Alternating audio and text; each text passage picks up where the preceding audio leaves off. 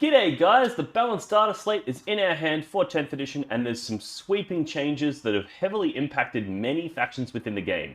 Today, I'm joined by Jeremy from Team Australia and we go through the Chaos Space Marines and we talk about the impacts that this balanced data slate has made to the faction, what units you might consider taking that you may have overlooked before, and which ones were previously staples of the faction that you may no longer want to consider.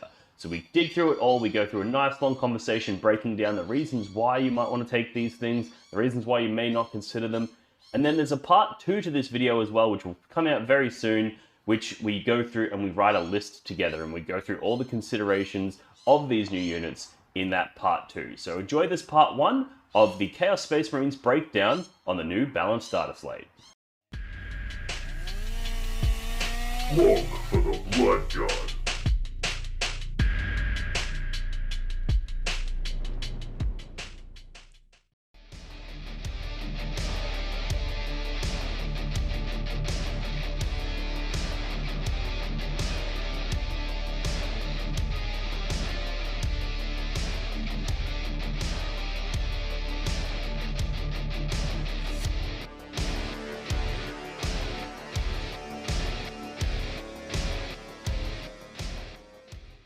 Alrighty, Jez, just got back from WTC, running the Chaos Space Marines, and we did really, really well as a team.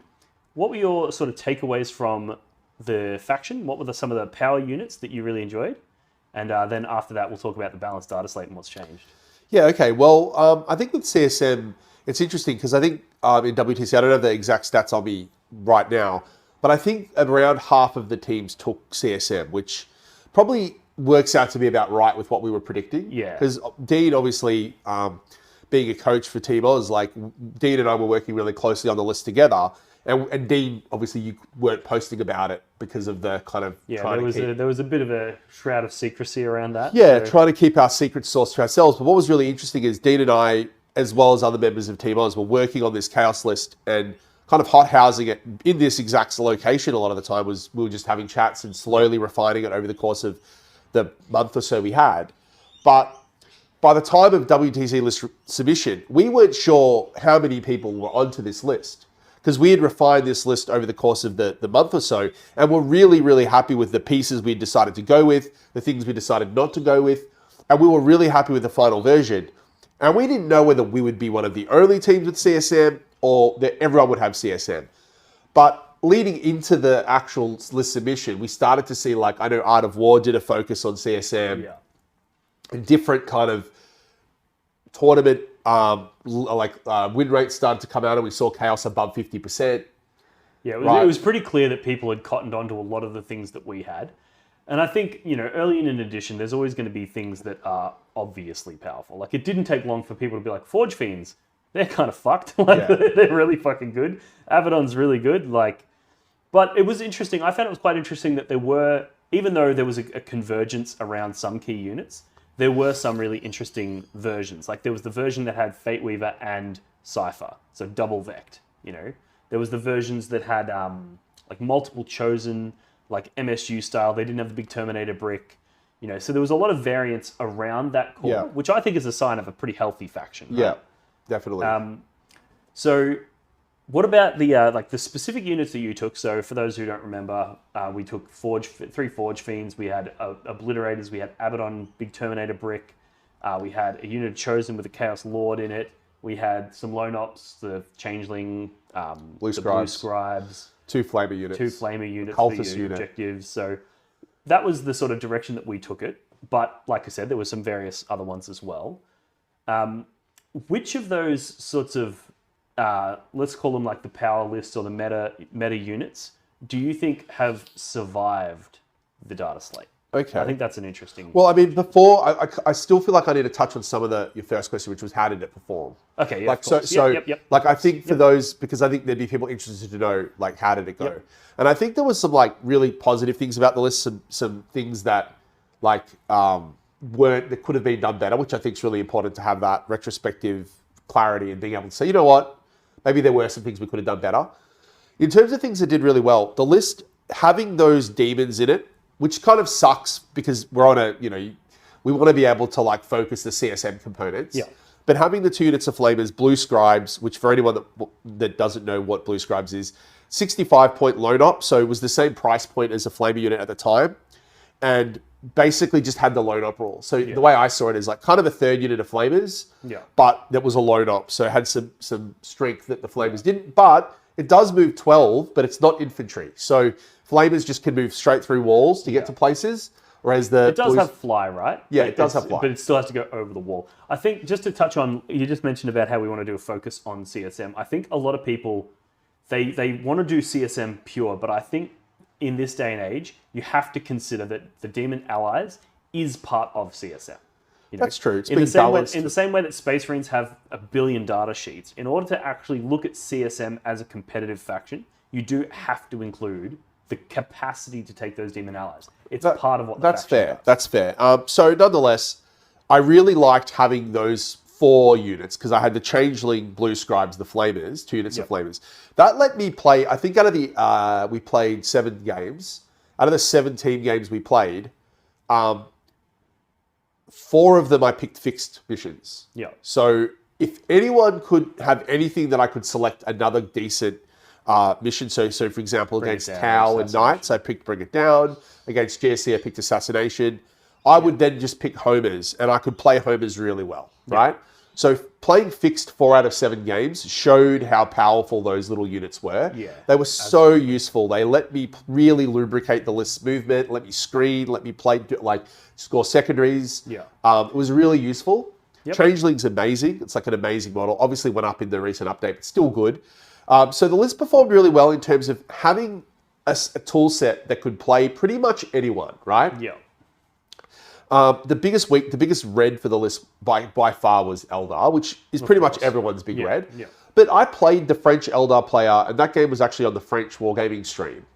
And even though the French player beat me 14-6, we scored the same primary. So I can't remember his name, but he beat me on just cards, right? And like Eldar scored cards really well. So you went tactical. Yeah, we both went tactical, and unfortunately, I'm not blaming the cards, but just the way the cards played out, the way the game played out. It very well could have gone the other way. Like, maybe not necessarily. If you drew dog shit cards and you drew really good I'm cards. I'm not gonna make that statement, but I was able to tie the Eldar player on primary, which I was really happy about, even though the game went against me. So the list had the capacity to just kind of modulate itself to play pretty much anyone. Yeah. It just had that like widespread of kind of strength. But it also, and this leads into the downside of it, it didn't, because I had kind of employed certain units, like brought in the decent amount of demons, more demons than most other lists had. I only went 1 unit of Obliterators. You know, I had the Chosen with the Lord. Some people didn't have the Chosen with the Lord. I'd spread the list really wide, but I didn't lean into like having the 2nd unit of a Blitz that some lists had. So you sacrificed some of the damage, because it sounds to me like the demons component, that was primarily there for scoring and achieving your victory points, but then the CSM was your hammer. That was there, the Forgefiends to blow things up, the Obliterators to blow things up, Abaddon to just rip things apart. So it sounds like the CSM was there to do the damage and to fight, and the demons were there to sort of score objectives. And I think not having that 2nd Oblit unit hurt me in certain games, right? Like games like the Custodes matchup, where they're really nice into the Custodes because you can do 4 damage. Yeah. So even through their -1 damage, you're still really popping them. Also, I didn't have Cypher in my list. Now that was because I played like a little bit I played an event beforehand and did some practice games, and just felt that across the board, and I'm talking about like across a wide spread of factions, Cypher wasn't pulling his weight because he's 105 points for a Vect, but the chassis that he's on, like the model, if you remove Vect and just look at what does Cypher do, he's not great. Yeah. So I was kind of just feeling like I'd rather put those points into something a bit more like mobile, like some flamers, and you know, just spread that body over more models. Yep.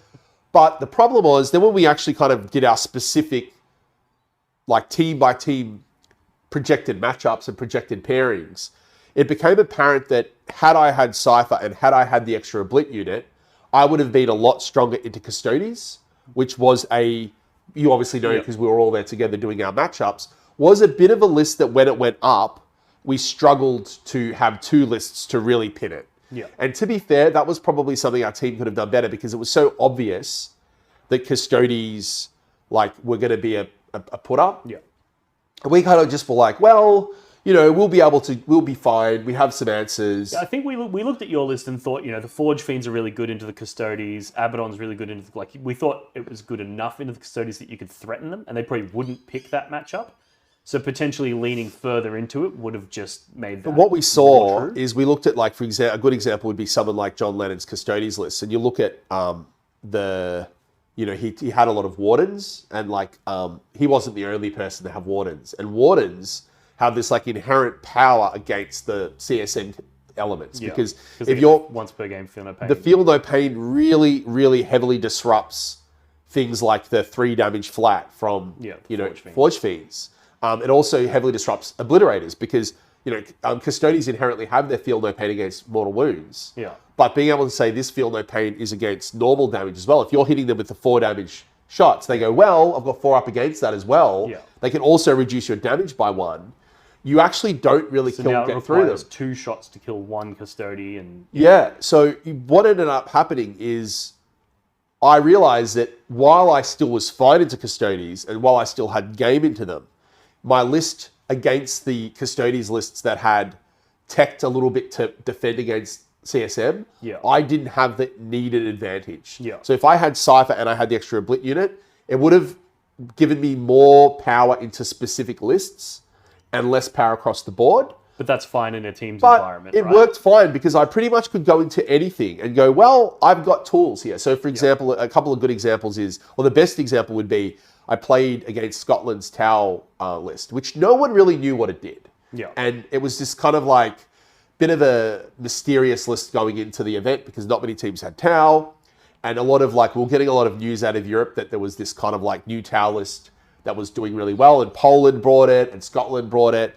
Several teams had Tau. I think Holland had a Tau list as well, which we played in our final round. So there was this Tau list going around and none of us had really been able to play much into it. It wasn't necessarily worth doing that many practice games into it because we didn't have a pilot that could do it justice. Yeah. We didn't have someone that had reps on it. Yeah, and the last thing you want to do is practice into something with a pilot that doesn't understand it and a player that doesn't understand it, and then all of a sudden you disregard it. You go, oh, it's bad. We played it and I win every time. And then when you actually get paired into it on a competent player, there's a disparity in the expected outcome. Yeah, so I played against a Scottish guy who pioneered the list and kind of had to just work things out as I went. But because my list had a spread of lots of small units, I realized quite quickly that he was planning to rapid ingress his big crisis unit and then come and blow up my Terminators. And I was able to like delay that, stop him from doing that with my small units while killing all the small components of his army and eking out a small win. Yeah. And that was something that I feel like I definitely benefited from having more moving parts in that style of matchup. Whereas if you translated some of those demons into more Obliterators and Cypher and stuff like that, you wouldn't have been able to keep those screens up, which meant he would have been able to rapid ingress, move out, blast your Terminators, and then it's a completely different game. Yeah, so I'm ultimately happy with the list, but what obviously we can talk about now is some of the ways forward, because obviously analysing that previous meta is interesting, but it's an old meta now. Initially I'd hoped to get you on so we could talk about the list so that we could share that so that people could replicate it or use that as an example, but obviously with the Dataslate in our laps now, it's not the case. Yeah. So going from there, what units do you think survive? Actually, what units do you think died is probably the more important, more interesting place to start. So I know that it's really, I guess it's in some ways obvious. You just look at the units, points went up. Yeah. But I think they might have gone up to a point where they're actually still fine, right? And the meta's changed. And I think that's always important to look at how things are changing as well. Like a lot of the other strong armies like Eldar and GSC have been nerfed. Yeah. So you got to keep that in mind as well. I think we'll start with Forgefiends because they were probably my favorite unit in the list. I just really enjoyed playing with them. They were just really fun to use. They just they pop off, and like it's always fun to use one for the first. I'll show someone what they do, and you kind of like you're almost apologizing in advance. You're like, well, sorry about this, but like this is about to happen. They can do this, and like you're like they're popping, they're doing their Dark Pact, and your opponent's like, is that a strat? You're like, no, that's just what they do. And now I'm gonna go devastating wounds, and like, is that a strat? And you're like, no, they just do that. But now I am gonna do a strat that gives them 4 rerolls to hit and wound, and once you kind of say, here's this many Yeah. You know, and then you're putting in your extra dice for blast, and they're like, why are you adding 3 dice? It's like, oh, because it's 3 weapons. They each get that. And you're like, oh, like, it's just a And then lot. you're like, it's also getting sustained hits. So it's like, I'm rolling all these, So there'd be times when you roll it out, and they were able to, like I played a couple of practice games against Liam Hackett, and he had the Necron Warrior blobs with the 20-man blobs with the double, you know, like the, what were they called? The little dudes. The crypto thralls. Yeah, crypto thralls and the characters. And, you know, not all the time, but a decent amount of the time, the undivided one could vape through a whole unit, including the crypto thralls, just get through the whole unit and kill it. Yeah. And that kind of was really powerful to have that in our lineup. So I think Forgefiends were one of the strongest units in the Codex, if not the strongest, but right up there. And they, I unfortunately currently don't think survived because they got nerfed twofold. The points increase is modest. It's only 15 points, like 165 to 180. It's not the end of the world. No, and I think if it was just that nerf, you'd say, okay, that was deserved. Like, that's reasonable. But they also copped the devastating wound change. Yeah. And I think that's a huge thing for them because, like, being able to ignore invulnerable saves and armor saves is still very good, right? It's still really good into the custodians and things like that. It's actually arguably better into the custodians. Exactly. Because now they're not getting their feel no Exactly. pain against you. So an argument could be made that they're better into the custodians matchup. So that's a thing. But also, one of the main things, like you said, the Necron Warrior blobs, or the Gene Stealer Cult blobs, or the Tyranid blobs, or all these things where the people are running these units of 20, being able to reliably just delete 20 models because every devastating wound was 3 dead models instead of just 1 is huge. And I think losing that is that's a way bigger blow than the points cost up there. Yeah, it is a really big blow. I think they are a significant loser. However, I think you have to look at them as what they do now. Now it's like, it used to just be similar to like a Wraith Knight ideology of like, I'm putting this unit in my army and it just does everything. Yep. That's the way kind of Forgefiends were in a way. Yeah. You know, you can they were good into Horde, they were good into Elite, they were even decent to Mech, like, they were just good. Yeah, they were good into, like, you could kind of, you know, with a Nurgle one, like my list had 2 undivided, 1 Nurgle, like the Nurgle one could just kind of like pop off and just shoot a volley down at knights and just not get shot back by popping the strat. Like, so they were just really versatile and flexible. But now I think you have to look at them as a specific tool. They are an anti-elite infantry unit now. Yeah. And in many ways, they're better at that task now because of the way the Devastating Wounds has changed. In that, like what you said, it's changed to just be 3 damage ignoring armor, AP.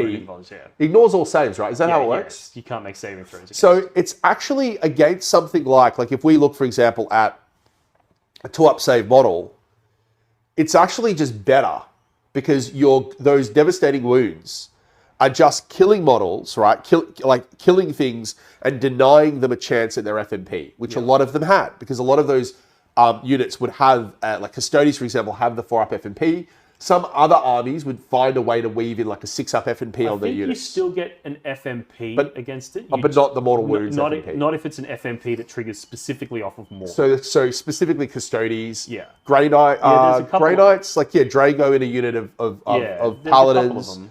So things like there would be units in the game, like for example Drago in a Terminator or Pala unit, or Custodians, that would have this inherent capability of defending against it. They're better against those, but obviously across the board, that inability to just kind of go, okay, I've done 12 mortal wounds, and that means that I'm shooting Marines, so I kill 6 Marines. Like that, just that really nice ability to just be good against everything. So I think they lost a lot of versatility, but they did gain some more focus. They gained a more focused role, and they perform in that role better.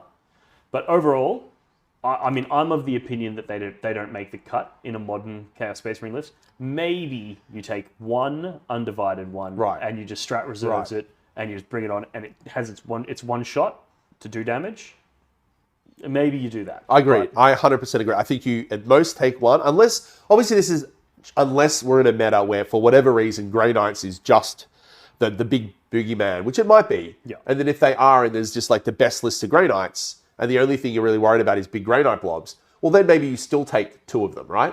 But I think starting into this meta fresh, which is basically now, I think I agree with you. I think you start by taking them out, and then you might put 1 in if you feel like you need that. You're right. I would write the rest of the list first, and then look at that list and be like, can that kill Custodes? And can that kill Grey Knight Terminators? And can that kill, name your elite unit? And if you say yes to that, well, then you go, cool. Well, then I don't need the Forgefiend. I'm just going to take more of whatever it suits the Agreed. list. But if you look at it, you're like, well, actually, I'm going to really struggle. If somebody puts 10 Paladins in front of me with Drago, I'm going to fucking struggle. Well, then you go, cool. Well, let's call the Forgefiend, see what he's up to these days. You want to come hang out? Yep. Pull him off the shelf. He's been on the shelf for 7 years or 8 years, whatever it's been. Yeah. Come back out. Yeah. All right. So that's Forgefiends. What about Obliterators? They went up in points. I know you were just saying about how, there were times where you had sort of wished you had more. But I also know we had plenty of conversations where we talked about how swingy the unit was and how sometimes they just did nothing and you were really disappointed. So they went up in points. They also got a nerf to the fact that you can't indirect Overwatch, which I know was a really integral part of the way that you played the unit, was that you drop, direct shoot something, and then no matter where your opponent goes, they can't hide. You're going to indirect them with the Overwatch. Yeah. What are your thoughts on So I agree. I think Obliterators are an obvious loser because they've gone up in points and lost that ability. But when you really break it down, I feel like one unit, I was only playing one unit. I still think one unit might be needed in the list because of the threat they pose. Yep. So if you, hypothetically, like in my scenario, if you have them in reserves, which they like to start in reserves because they're so slow. Yeah. If you're able to drop them down, and in the case of with the way, if you use them in tandem with Abaddon, they can drop within range of Abaddon to get the rerolls, right? Yeah. Now the way I was using them, my single unit was a Nurgle unit. And that meant that I was getting the rerolls to hit from Abaddon, but I was also getting exploding 5s from the Nurgle Dark Pact, which meant that they came down, they were very explosive in the direct fire they could do, so I could line them up on something, shoot directly effectively, and then I would hold on to my indirect once per game ability, and then that meant that in my opponent's next turn, even if they were setting up to kill the Obliterators, right? Even if I wasn't able to protect the Obliterators, I still got another volley out of them where I would get to indirect Overwatch, guarantee that they could all shoot, and then Overwatch with sustained hits, hitting on 6s with full rerolls. And very often on Overwatch, they would then kill something. In a lot of practice games and a lot of games at the event, they would kill small knights from full to 0 on Overwatch because they'd have the Melter 2, 4 damage shots, Melter 2, putting through 12 damage on knights. There's only 2 hits going through. So another one would be, again, in the GSC matchup, if they drop their Acolyte Bomb to try to kill out your Terminators, using their blast profile, with Overwatch, you could just kill 10 Acolytes. That happened to me in my game at WTC, is they quite, I'm not going to say reliably, but they often enough do it that you can happily try to do it and also deter your opponent. They're not going to risk it because it's going to happen often enough that they can't risk their game plan on it. But do you feel that utility is switched now where perhaps the way you would pilot the Obliterators now is you deep strike them out of line of sight and use the indirect, and then they're going to not die to return volley, and then you come out and direct fire? I think that's how a lot of people were using them before anyway. I think that's probably the way they were most often being used. I felt like I'd found a interesting niche way to use them that I wouldn't always use because sometimes the Overwatch isn't effective enough. You'd rather keep them safe. So sometimes you would do that anyway.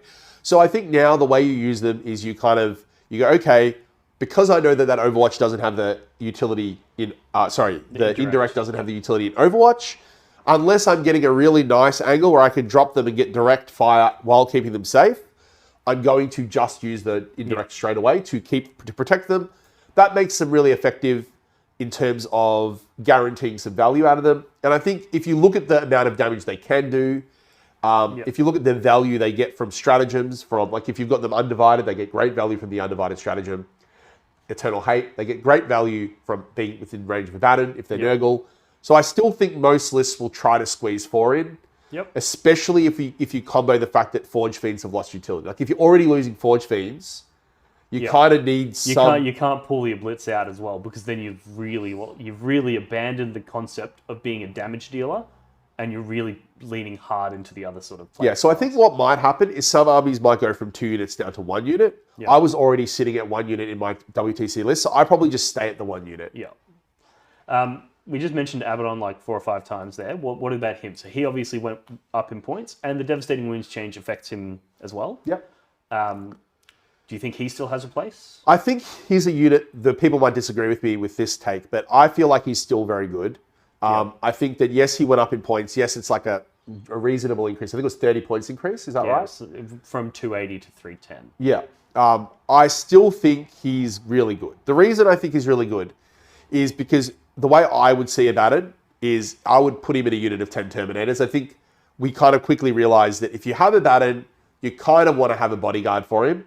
And if you have a bodyguard for him, it's generally better to be Terminators than Legionnaires. And if you have 5 Terminators with him, adding those 5 extra Terminators is worth it. So it's a bit of a, what would you call that? Like a slippery slope. It's like a slippery slope where you start with Abaddon and you end up going down the slippery slope with the 10 Terminators. Yeah. Well, it's just one of those things where it's like once you're committed to taking a 310-point model, well, giving him a bodyguard makes a lot of sense because you're already investing so much. It's almost a sunk cost fallacy to a degree. Yeah. But I think it's one of those ones where if you do commit hard enough, you come out the other Well, the question side. is whether it's a fallacy or whether it's true, right? Yeah. Like, so and that's yet to be decided. But I mean, I think that on his own, he's very good. I think that when you put him in Terminators, it becomes transformative. And like when I use that word, what I'm trying to say is Abaddon in 10 Terminators is a unique unit. Yeah. There's no other real unit in the game quite like it. The closest thing would be something like, and this isn't even that similar, but like a Grey Knight unit that has the Sigil of Exigence. Yeah. That has this, and it's not, they do different things, but that has this like very unique power that's very powerful, very dominant in terms of like the way it impacts the army, but that's uniquely hard to deal with. Yeah, it presents that unique challenge. So the Dark Obscuration stratagem is obviously what we're alluding to here. It can obviously be used on a pretty wide range of things and get a lot of utility, like the Forgefiend that wants to sit back and blast from downrange and not be able to shot back. But that's a completely different use than when you're talking about this is a near 1,000-point unit, that I've invested all of this stuff in, and I'm going to make it so you can't shoot it. That's a completely different fucking story. Yeah. And then also the fact that this unit does massive amounts of melee damage and considerable shooting damage and can resurrect models and can, all of a sudden, this unit is a completely different beast. Yeah. The unit can single-handedly win games. You can also single-handedly lose games if that unit dies or it gets dealt with too cheaply. But when you look at what it can do, like with its combi bolters on the Terminators, and you've got the Reaper autocannons, you've got on a total of 40 shots if you're in rapid fire range. The autocannons don't add that much because they still only get the 4 shots in rapid fire. Yeah. But if you've got 40 shots, then you can pop the Tzeentch Dark Pact for lethal hits on 5s with full rerolls. That's something that people were continuously getting surprised by at WTC. Yeah. Where you go, okay, I'm going to shoot these 40 shots, like if you just roll in the Reapers. Yeah. With reroll hits. With reroll hits. Like here's 25 wounds. And you still, the normal hits, you still get to roll to wounds. So then you add them in as well. You end up with, like, say, 25 wounds on a little knight. And you go, here's 25 wounds on your baby knight on 3-up saves. And then suddenly they spike a little bit low, or they just roll average, and their knight goes from 12 wounds down to 3 or 4 left. Then Abaddon shoots and finishes it off. Yeah. And you go, this whole little knight died to a Terminator unit shooting. Yeah. And then you charge and you pop another one. And then you pop probably another 2, because then you charge in and you go, okay, the Terminators are going to deal with one little knight on their own. And then, of course, you swap Dark Pact. Yeah. You might do this. You might get your Chain Fist in against the little knight, and you just go for the exploding Slanesh Dark Pact for exploding 5s. So Abaddon kills a little knight. The Terminators, including the Chain Fist, kill another little knight. So you've killed 3 knights with this unit in 1 turn, and that's just 1 turn. And then, in order for your opponent to deal with it, they have to come within 12 because they know that you're just going to use your obscuration strat again, which now can't be vectored. So and then you go, okay. What about if I'm versing a horde of things? Well, then we're not going to do our Tzeentch Dark Pact in shooting. We're going to do our Nurgle Dark Pact in shooting for our exploding 5. So suddenly we're blowing up guardsmen. We're just destroying guardsmen. Like, it just is so modular. Everything can change perfectly to fit the problem. And that is so effective. And none of that got nerfed, right? In fact, then you kind of say, it went up 30 points. It went up 30 points, but you made a great point. The unit was, the Terminators are 390. plus Abaddon. So it was 390 plus 280. Yeah. 670? Let's do the maths. It was 390 plus 280. Yeah. So 670 went up 30 points. Yeah.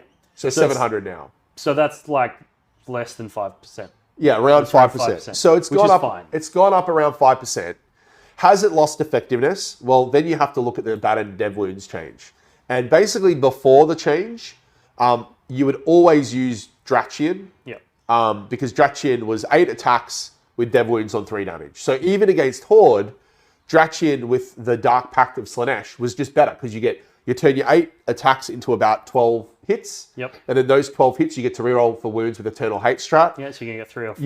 You end up putting through more. But now, because of the dev wound change, you're just gonna pivot to the Talon of Horus against Horde, which gets 14 base attacks with dev wounds. So yes, he's probably slightly worse against Horde, but only slightly. Because you've got the Talon of Horus to fall back onto. And to be honest, Horde's not as big of a problem when you've got the whole unit of 10 Terminators to consider as well. Yeah. You're going to be deleting Horde. Yeah. So I think, like, to be honest, like, you go, okay, the unit got marginally worse because it's got a slight points increase and it is Abaddon slightly worse in combat, right? But very slightly. However, then you look at the things, the way the nerfs affect the other field. One of the biggest problems of the unit was getting hit by like big amounts of dev wounds. Someone coming in with Wraith Guard and going like, here's lots of dev wounds, or a Wraith Knight shooting you with dev wounds. Those kinds of things that just don't exist. Yeah. Really, well, they still exist. Like a Forgefiend still hurts you, but the big blowout events, there's less of them now, which is relevant to think about. Yeah, absolutely. Also, Dark Obscuration can't be vected. Yeah. Vecting Dark Obscuration was a really big problem because if someone can go, this strat now costs 2 CP, you want to do it every turn, that ends up costing you 3 or 4 CP over the game, which you can't really. And it often ends up with you kind of only being able to use this strat plus maybe one other thing. So, whereas now they can't do that. Yeah. So, and I think of the other strats, I don't think they can vect Advance and Charge either. I think Advance and Charge, which is the swiftness, I think that is not... Sounds like an epic deed or something. I think it is. Yeah. So basically the two strats that unit wants to use a lot can't be vected. Yeah. So they can vect Eternal Hate, but they can't vect the most important, which is the... Can't be targeted. Yeah.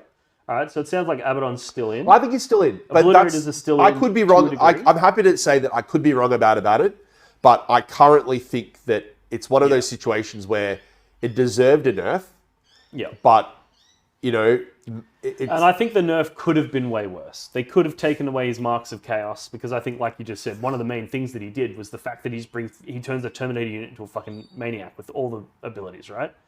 They could have taken away that. Yeah, they could have just made a rule saying, like, when Abaddon is part of a unit, he only counts as having the Mark of Chaos in that unit. They could have just done that. There's one thing, and I really hope GW is not watching because I don't want them to do this, but what they could have done is changed his aura of reroll hits into +1 to hit. Because that on maths works out roughly the same. If you're hitting on 3s with +1, you're now getting 1 extra hit. Whereas if you're hitting on 3s with rerolls, you're getting kind of 1 extra hit. Yeah. But it would mean that those Dark Pacts don't trigger off of, you don't get the rerolls on them. Yeah.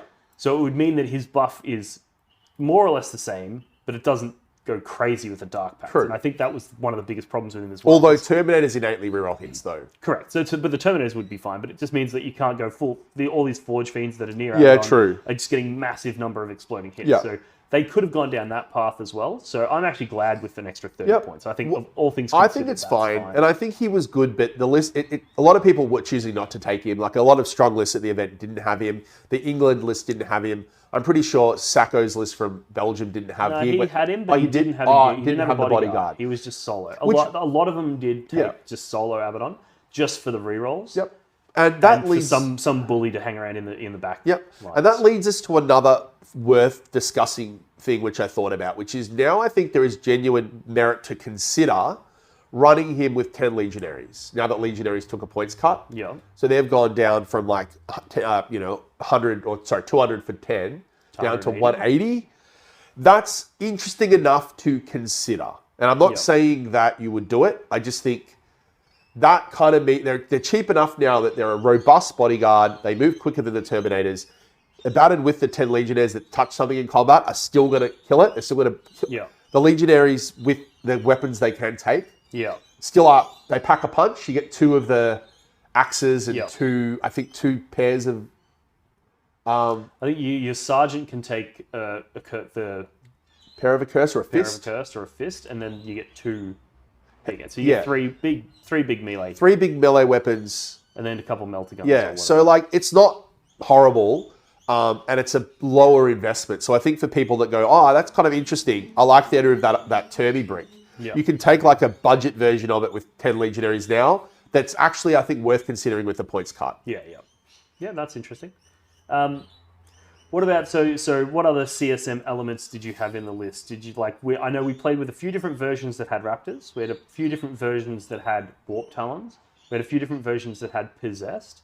What are your thoughts on some of the other like units that we considered throughout the process that didn't quite make the final cut? Do you think there's anything stands out as needs to be considered going forward? Okay, well, what ended up making the cut was the 5 chosen with the Lord, and we were only 2 lists that at WTC Chaos list that had that, and it was our list and Sacco's list, and that was a late discovery because we were for a long time running Possessed with the Master of Possession, which was a really powerful unit. It does a lot. The Master of Possession is really cool. The Possessed are really powerful, but we realized, or I kind of felt that we needed more moving parts. And I thought, well, we can save some points by going down to Chosen with a Lord. It saved us I think it was about 30 points of savings that contributed with some other things to get us an extra Flamer unit. Yeah. But then we realized that it's actually a really, really good unit because you get a bit of a discount on some strats. Yep. You can advance and charge with that unit, and it has guns, so you can advance and do actions and things like that because you can advance and shoot. Yep. It also has if you pop Eternal Hate, because we had Undivided, you can pop Eternal Hate. And the Lord has that once per game ability where he gets +1 strength, AP, damage, and something else. Strength and attack? Yeah, an attack. Yeah. So he goes to like 6 attacks with strength 9, devastating wounds on 3 damage, AP 3. Like he becomes this beast for 1 turn. And that's the turn that you go out. You might say you rapid ingress, set it up, go in, advance and charge, hit, pop his ability, pop Eternal Hate. It's really strong. Yeah. So that unit was great. However, that unit somewhat loses from the Dev Wound change. Yep. It also loses a little bit from the way that the free strats work. Because I don't think you can rapid ingress for free anymore, or can you? Is that one of the strats I'm not sure if that's a battle tactic or not. Don't know. But like that's something we have to look at. Yeah. But I think the Chosen did get a bit cheaper though. So that unit, it was already the premier, and I think since WTC and since that, like the meta has shown, a lot of people are actually running Chosen in Rhinos. Yeah. And I think they make really good trading pieces. Yeah. And I think they just got better at that. They did. And they got cheaper. The Lord got a little bit worse with the Dev Wound change. Yeah. However, we saw like the Chosen get a little bit cheaper, the Rhino get cheaper. So that was already the premier scrapping unit, and that got better. Yeah. Right? So then to answer your question about the other scrapping units, you go, okay, well, what about Possessed? Possessed went down a little bit, but the mop went up. Dev Wounds got worse. So I think Possessed, not as good anymore. Yep, I'd agree because of the Dev Wound nerf. Then we go, okay, well, what about Raptors? Raptors went down in price, down from 95 to 90. They become, I think, knowing that Flamers went up to 80 points. Yeah, I think they sort of fill the role that Flamers once did. Now you just take, why would you take Flamers when you can take them? You get more bodies. You make them Nurgle so you can obscure them, so you can go, cool, they're going to pop out onto this objective. Your only way of dealing with them is to shoot them with that stuff because they're fucking ages away from the rest of your army, and I'm just going to Nurgle strap them. So I think Raptors actually just replace the Flamers now. The Flamers were better before, but Raptors are now better. Yeah, and I think if you have the points, upgrading those Raptors to Warp Talons is really interesting because they're only 100 points, so they're only an extra point per, not even 2 points per model over a Raptor. Yep. But they get an invulnerable save, which is cool, and they also have the ability to prevent the enemy from falling back. So, or making them take desperate breakout checks, I think it is. Yeah. So they've got some interesting abilities that the Raptors don't have. Yeah, I think the Warp Talons now become, that change for them is pretty significant because they went down from, I think, 130 for 5 to 100 for 5. Yeah. So that's 3 points per model, 260 for 10 down to 200 for 10. Yeah. We were already talking, our early versions of my WTC list for a while, we were looking at 10 Warp Talons. The logic with 10 Warp Talons, if you make them Slanesh, you can ingress them in a like anywhere on the board because they're deep striking. Yep. And then they can advance and charge. Yeah. So they get this long move. Yeah. So if somebody tries to set up screens, they got like some Tyranid gaunts or something like that, and they're like, oh, cool, you can't get to my zone thropes with your possessed. But you go, cool, well, I've actually, in that situation, dropped the Talons, and they can jump over the screen. Yeah. You can actually, you actually, with the movement of 13 plus 5, 13 plus D6 minus 1, like, 12 plus D6, minimum 13, you can jump over screens and charge. And they hit pretty hard. They benefit a lot from Slanesh because they already get reroll wounds. Yep. Slanesh gives them exploding 5s in combat, so that essentially with their 40 attacks, you're going to get on average 40 hits. Yeah. So 40 hits that are strength 5 AP2 reroll wounds. It's pretty good. Yeah. So I think they're definitely worth considering now, both as 5-mans and 10-mans. Yeah. Yeah, I think you could definitely get away with like 1 10-man and 2 5-mans. The 10-man, you rapid ingress, and the 2 5-mans, you either just deep strike them regularly or you deploy them on the board somewhere hidden. They're Nurgle, and they're jumping out doing... So it's basically, it's like, they're almost, the way I would look at them is they're an alternative to Chosen in Rhinos. Chosen in Rhinos get this big move out of the Rhino. Chosen in Rhinos are tougher because they're 3 wounds, they're just a bit tougher. But I think the Warp Talons are more mobile. They can deep strike more effectively. They don't really like need the Lord in there. Like the Chosen kind of really like to have the Lord in there because they don't quite do as much damage. The Warp Talons inherently have more damage. Yeah. So it's really close. I think they're both good. I actually think our final version when we do the list, we'll probably have both in the list. Yeah, and there's the Chosen. So just to circle back onto the Chosen, because we basically touched on them and said that we think they still make the cut. The question is, in what way? What direction do you take the Chosen? Do you take multiple 5-man undivided with a Lord? Or do you go a different path? One of the paths I think is worth investigating is a bigger unit with Mark of Khorne and a Master of Executions. Because then you're getting your reroll hits from the Master of Executions, and then you're getting lethal hits on 5+. So now this unit can actually go in and hurt big stuff. And then it also has the fights on death capacity as well. Yeah. I think that's a good unit. So I think with when you look at Chosen, they've got a lot of different ways you can go. I think the one you just suggested, Master of Executions, you could also have the Lord in there as well because they can put both. Yeah. So you could go with like 10 Chosen with the Lord and the Master of Executions and have this this brick that just goes out and actually can kill, like bring down a knight. Like it puts out so many wounds. Yeah, and it's just in a Rhino, hiding out of line of sight, so your opponent can't kill it in combat because it's in a Rhino. They can't shoot it because it's in a fucking Rhino.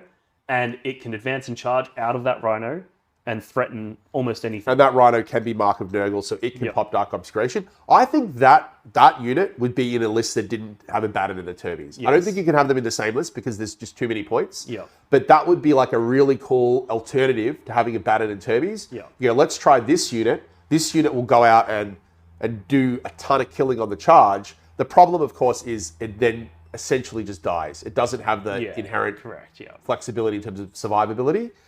But it's a cool unit. Yeah, well, it's a unit that you launch turn 2 or 3 after you've already engaged your opponent on multiple fronts. Yeah. So then they're busy dealing with a lot of things, and they can't just turn all of their guns on it. Whereas Abaddon's unit is a little bit more like you have the capacity to use it earlier because you can use the Nurgle strat to protect it. Whereas this is a more of a late game, showstopper. So I think with Chosen you can run them with that 10-man with Khorne. You can run them a 10-man undivided. I actually really like 2 characters you can attach to them. So that we'll talk about those characters. So the first one, the obvious one is a Lord. So Lord we already know a Lord in Chosen is good, whether it's 5-man or 10-man, a Lord adds a lot because the Lord does a lot of damage. Yeah. So the Lord, in some ways, the Chosen give the Lord advance and charge. Yes. They're almost empowering the Lord as much as the Lord's empowering them. Yeah. So they're very, they marry together really well. But then you go, okay, what about if we go Huron? Huron Blackheart.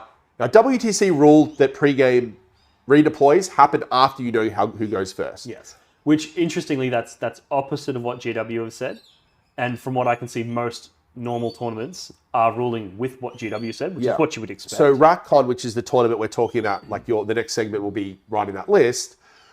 They've explicitly ruled that Huron's rule works after you know who goes first, which makes, in my opinion, Huron pretty much a must take in any army that's running infantry. Yeah. So if you're wanting Huron is really good in Chosen. Yeah, because it means you can deploy them hyper aggressively, and then if your opponent gets first turn, you can just pull them back to safety, or you can deploy them conservatively, and your opponent then deploys on the line thinking, oh, I'm out of your charge range. And then you can go, cool, oh, I got the first turn, now I'm going to bring him out. Or put them in strat reserve. Yeah, so like what you can do with them is, you can put them in a spot where if you go first, you just get to advance behind a staging ruin. You go, okay, if I get first turn, any advance roll is going to get me in a really, really good aggressive spot. Yeah.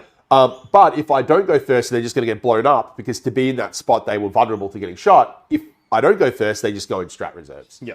So Huron is really nice in Chosen for a couple of reasons. A, you already want Huron in your list. Yep. B, Huron gives them +1 to their objective control, which is really good. Going from 1 to 2 is a massive change. Yeah. Yeah. Well, Huge doubles. change. Well, it doubles, but it's in practice. Often you'll go you might be able to consolidate onto an objective after killing something, but your opponent has like 5 OC on that objective. Yeah.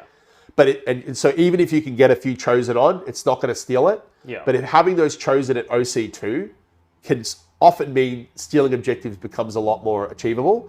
So that's a really powerful change. And Huron hits really hard. He has like 10 attacks on his little profile. He's no joke. That claw, the Tyrant's Claw or whatever it's called. Yeah.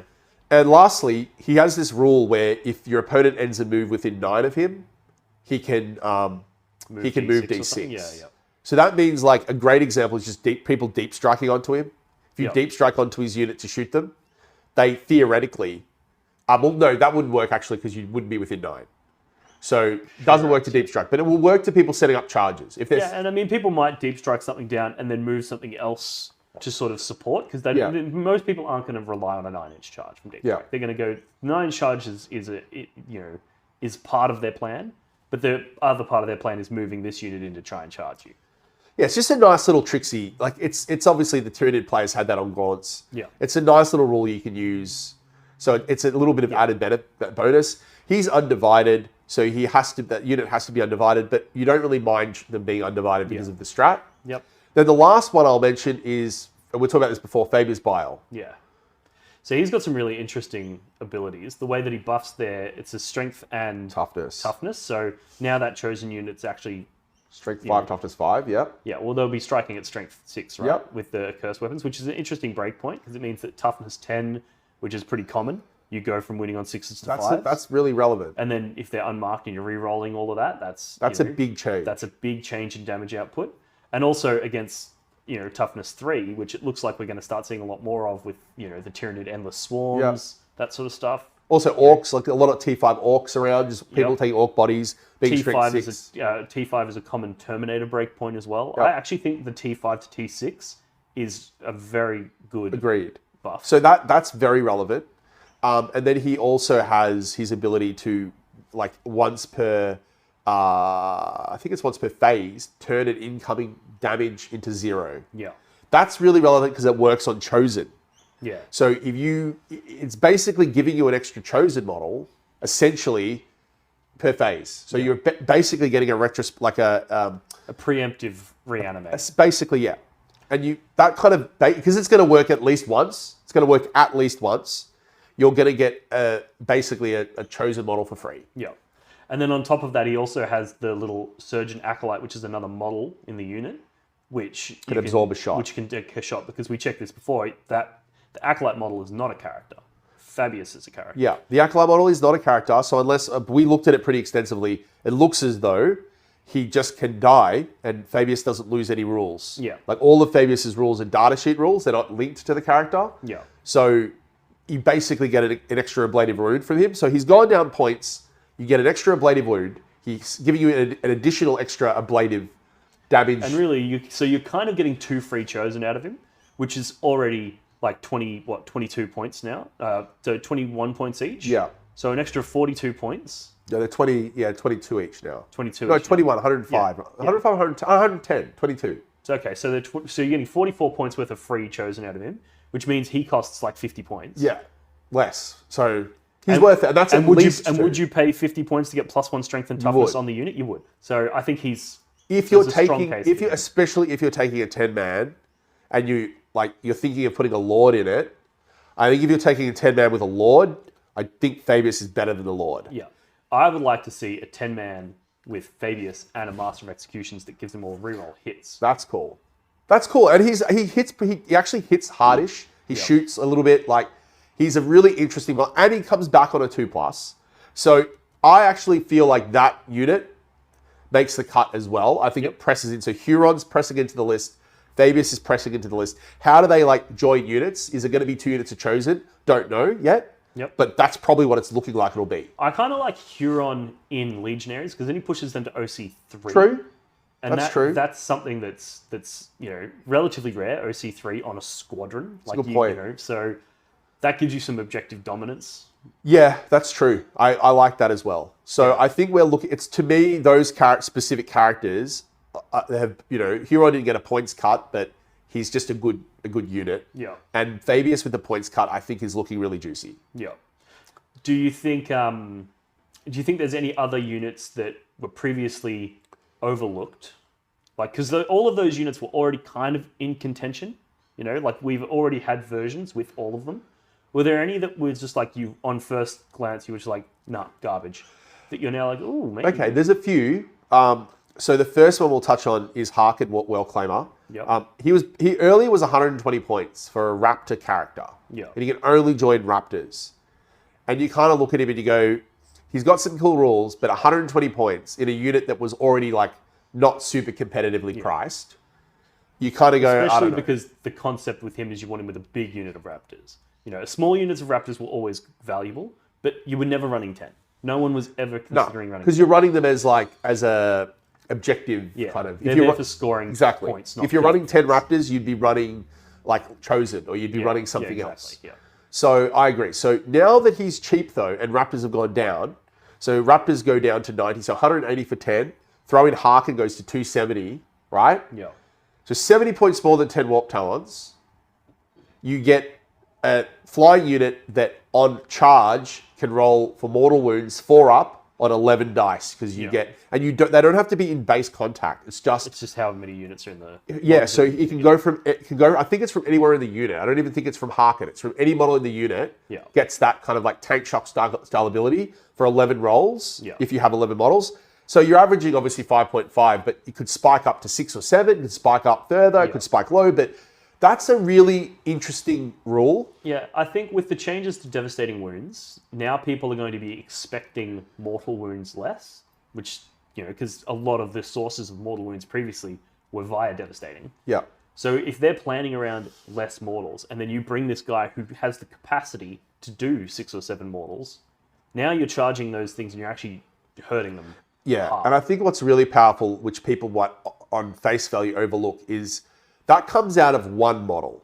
One model is putting out 11 rolls and a 4-up, and then it's attacking. Yeah. So what you can do is there might be, for example, on an objective, someone might have a small squad, like a 6 or 7 wounds squad on an objective, like say a unit of, I don't know, like a unit of occultists. Unit of occultists has got 7 models left on an objective, Yep.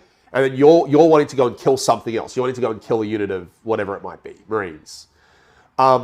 You can have most of your models in the unit, including Harkon, set up to kill this big unit. Yeah. And then one of your Raptors just bases the other unit, and then through that one model, all these models come out, and those models pick up the unit. Yeah. So that's the kind of thing that people were doing with tank shock. Like players were using tank. They would go, okay, my knight's going to come in here. It's going to tank shock that way and fight that way. Yeah. And that's really powerful. So you basically can do out of this unit as well. And you can also whip grenades out of them as well. So you can just go in and go, cool, this is actually a mortal wound factory. Because it just goes, cool, mortal wounds from my grenade strat, then mortal wounds on the charge, and now I'm just actually killing elite stuff. Yep. And you can combo that with a Demon Prince or something. There's ways to ramp up the mortal wounds you can do. I think overall, and that's because that's the thing, the Demon Prince that flies over does mortal wounds. Yeah. And then I think it's for as many wounds it has left that you roll for 4-ups. I think it's that. Yep. And then if it can also tank shock, because I don't know, can it tank shock? No, because it's not a tank. But I think it then on impact does mortals. I think it does as well. Yeah, I think as you roll 1 dice and on like a 2 to 3 it does D3. Yeah, something like that. So you can build around it. I think he's now got to a point where he's worth at least talking about. Yeah. But I think in a world where Warp Talons also went down, I personally think Warp Talons are still better. Yeah, because they're considerably cheaper, right? Yeah. The 10 Warp Talons compared to 10 Raptors with Harken. And then you've also got to consider, like, there's a lot of really good characters, but how many characters do you want in your list? You know, I often find that if you go, cool, I've got 2 units of Chosen with characters in them, I've got a unit of Warp Talons over here, and then I've got a unit of Raptors with a Chosen with a character in it, and then I've got some lone op characters. It's like now your opponent just goes, cool, I'm just going to take Assassinate, and you're just going to feed me for 3 points. And like when we talk about these different new units, like we say, okay, we kind of like Huron in whether Legionaries or Chosen. We like Fabius in Chosen. We kind of like a Lord with Chosen. We kind of like there's all these units that are cool. You're not going to have them all in your list. No. I mean, you might just do a list with all these combat units, but when you then do a hierarchy of which are the strongest, I think even though Harken becomes something to just think about, he's probably still not better than them. So it's interesting. It's worth considering. Some lists will like him. Some metas will like him. Yeah, but probably not. He's also really swingy. He has this weapon it's like 1 attack that's sustained D3. Yeah, both in shooting and combat. Yeah. So if that rolls a 6, it's so swingy so powerful. Yeah. So he's interesting, but I think for him to be competitive, I don't know. I think whether it's not really the points now, I think it's just Raptors being not that competitive in terms of a combat unit. If he could join other things, if he could join Warp Talons, obviously it'd be crazy, but he would be able to. Yeah. What about things like, so there's obviously a bunch of different demon engines available. So Morphines, Defilers, Helldrakes. Do you think any of those got... I don't think really... Defilers went down a bit, if I'm not mistaken. Yeah, they went down 20 points. Not enough. Morphines didn't go down, if I'm not mistaken. No, Morphines went... Oh, they're now 155. I think they were always... I know they went down in the World Eaters. I think they were always 155 for Chaos. Okay. What is worth noting, though, Vindicator and Land Raider are really good. Yeah, I like the Vindicator. Vindicator went down from 210 to 190. And in a world where the Forgefiend went up, so Forgefiend's now 180, Vindicator's 190.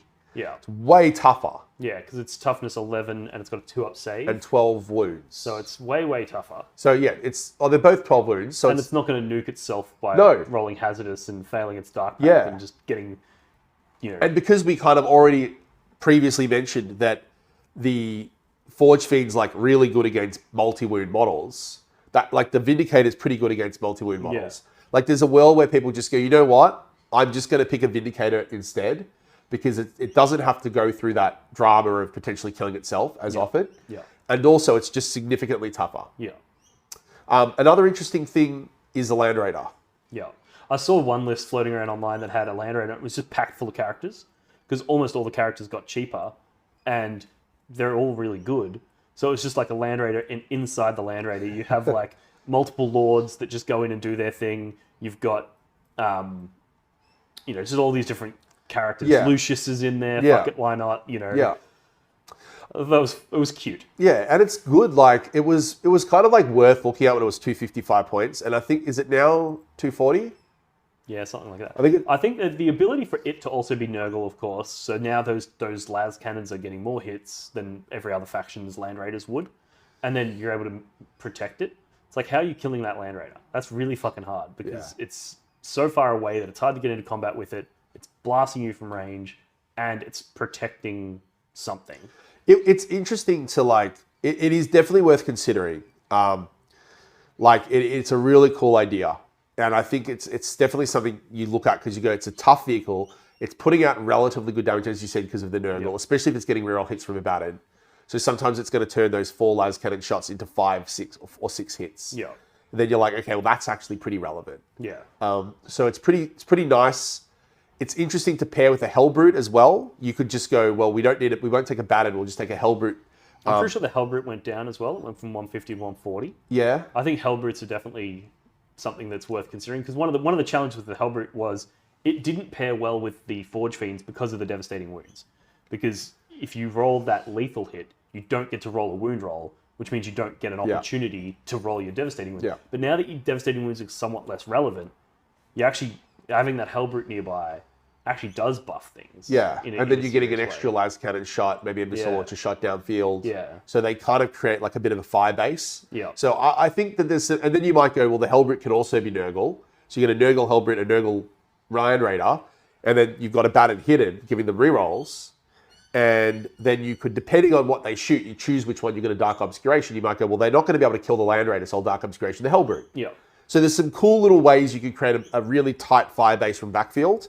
So I think the Land Raider is definitely worth considering, especially because we're talking about taking like units of Chosen. Yeah. So if you're already talking about we might want these units of infantry, having a vehicle to put them in is very useful. Yeah, and if you look at the Land Raider as a upgrade to a Rhino, because obviously if you're taking all these Chosen and whatnot, you're going to have Rhinos. Yeah. If you go, well, cool, if the Rhino is 75 points, well, now that Land Raider is only like 140 or whatever it works out to be, 150. A little bit longer, a little bit more, but still, it's still close like enough. my point is, if you go, well, how many points would you pay to take your Rhino and make it just way tougher, contribute meaningful damage, and all of the be able to move and then disembark and charge. Yeah. Like there's a lot of different stuff that you can do with the Land Raider. That's true. And it's kind of interesting, the disembark and charge thing.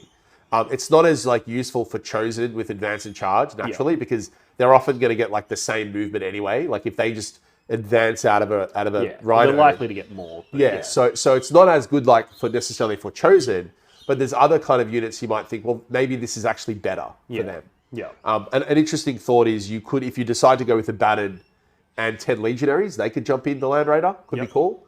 But anyway, Land Raiders are definitely worth considering now. Vindicators are worth considering. Hellbrutes have gotten better. Yep. These are all things that definitely become considerations. Yeah. And I think Helldrake's still garbage.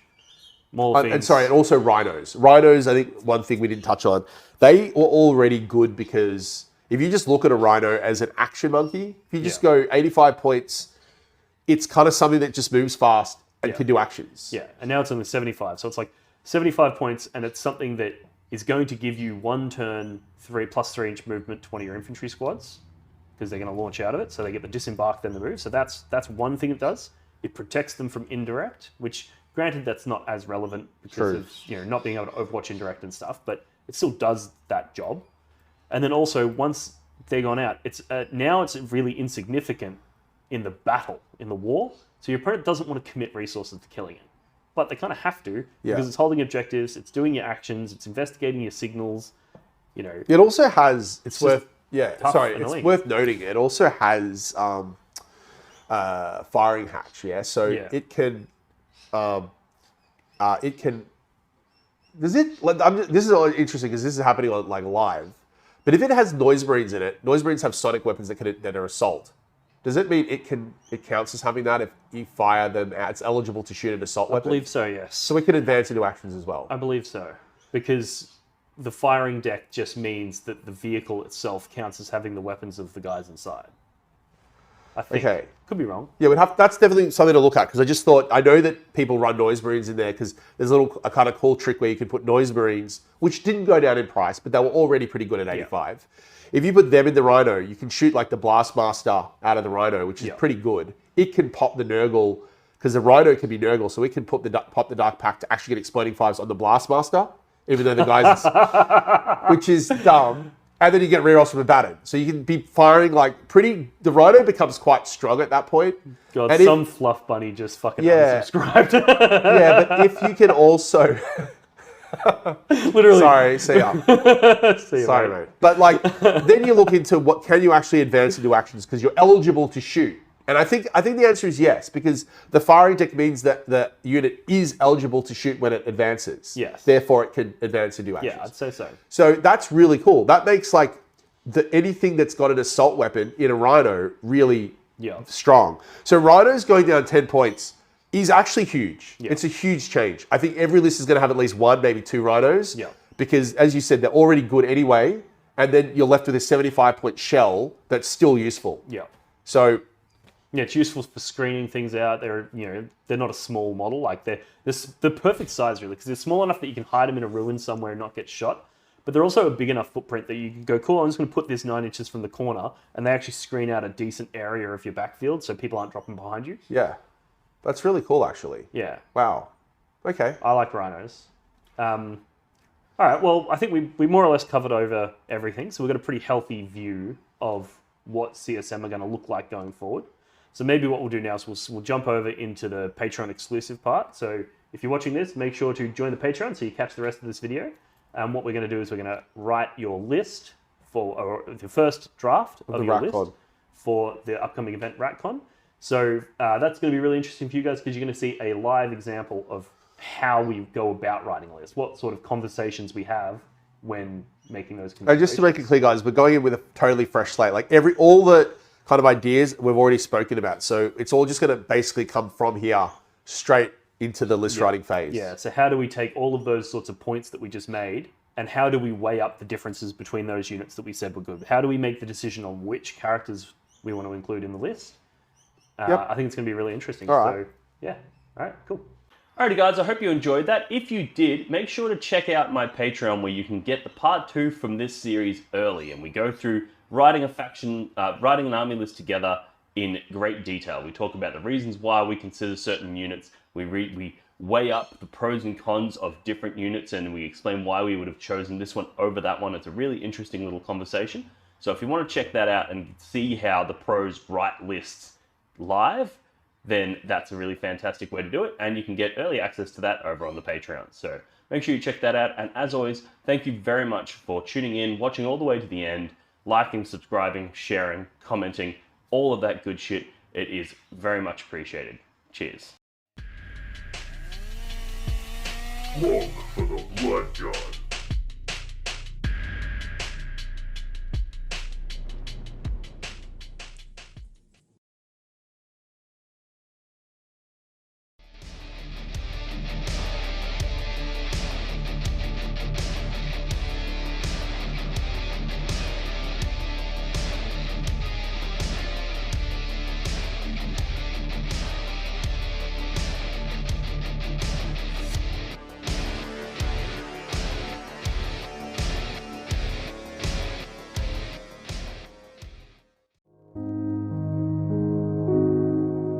The Warhammer community suffers from some of the most prohibitively expensive essentials in the world, especially Australian content creators.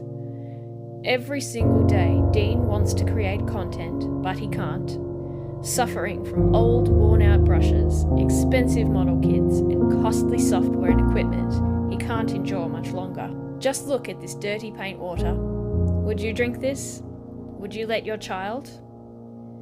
Even a small monthly donation can help provide Dean with clean paint water, basic tools for survival, and access to life-saving information and education. So please, follow the links in the description below and find out how you can sponsor a mad cunt like Dean today and end the suffering. Suffering that is cruel, unsustainable,